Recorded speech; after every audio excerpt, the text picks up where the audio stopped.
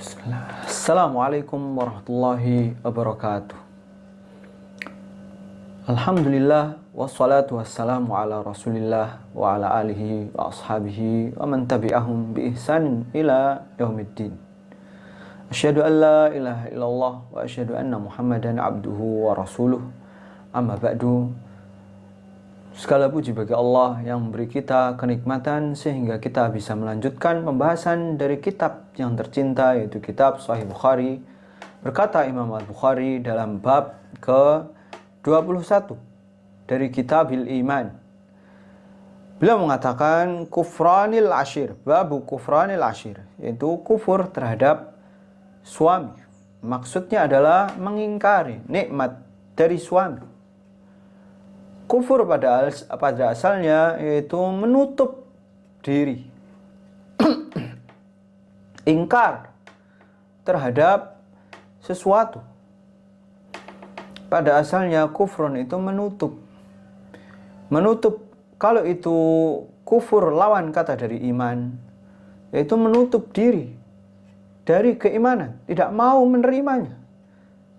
Bukan tidak tahu tentang keimanan, tapi menutup diri dari keimanan karena ada kepentingan-kepentingan yang menyelisihi keimanan yang dipertahankan, sehingga menghalangi, menutup seseorang dari hidayah Islam. Maka di sini juga kufrul ashir, kufur terhadap suami, yang berarti seseorang tidak mengakui nikmat-nikmat dari suaminya. Seorang istri tidak mengakui nikmat-nikmat yang banyak dari suaminya. Apabila suami melakukan kesalahan, yaitu satu kesalahan, dia mengatakan, aku tidak pernah melihat kebaikan darimu sedikit pun. Padahal kebaikan sangat banyak. Seorang istri pasti mengetahui kebaikan suaminya berupa nafkah-nafkah, berupa kesenangan-kesenangan yang diberikan kepada suaminya, berupa pendidikan yang diberikan pada suaminya. Akan tetapi seorang wanita mengingkarinya, bukan tidak tahu kenikmatan tersebut, tapi menutup diri untuk mengakuinya karena sebuah kesalahan.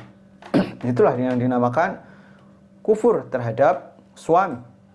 Dan itu juga dinamakan kufrun duna kufrin, yaitu kufur tapi tidak sampai ke kufur besar, kufur kecil. Tidak sampai mengeluarkan seseorang dari iman, membatalkan keimanan seorang hamba.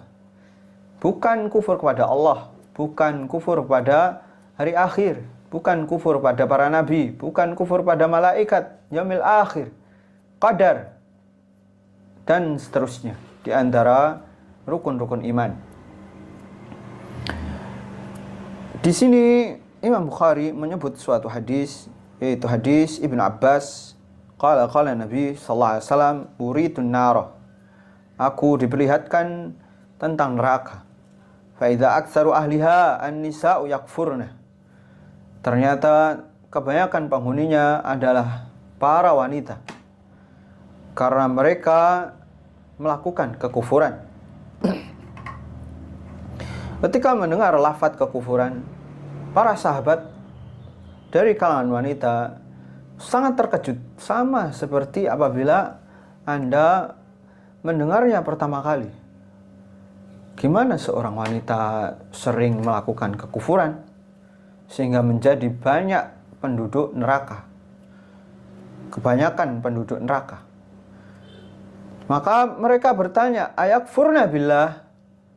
Memang kata-kata kufur ini sensitif, mengarahkan kepada kufur pada Allah, yaitu lawan dari iman kepada Allah. Akan tapi Nabi SAW menjawab, bukan. Yakfurna al-ashira, akan tapi yaitu mereka kufur terhadap suami.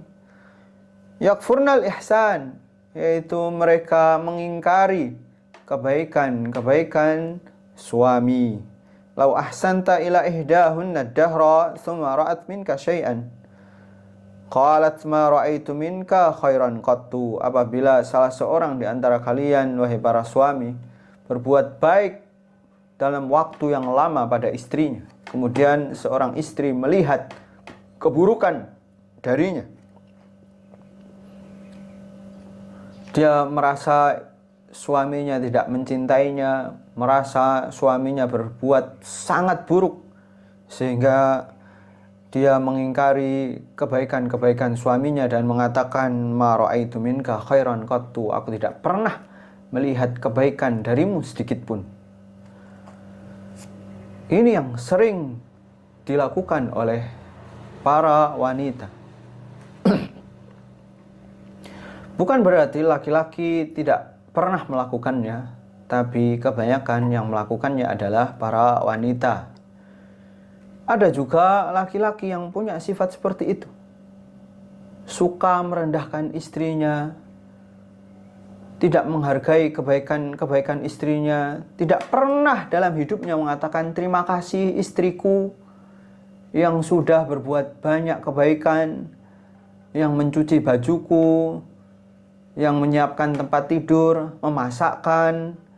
Tidak pernah dia mengucapkan terima kasih. Dia merasa itu udah kewajibannya. Inilah laki-laki yang memiliki mental wanita. Tidak pernah dia membantu wanitanya dan tidak juga mengucapkan terima kasih terhadap kebaikan-kebaikannya. Itulah laki-laki mental wanita. Laki-laki yang melakukan kufur terhadap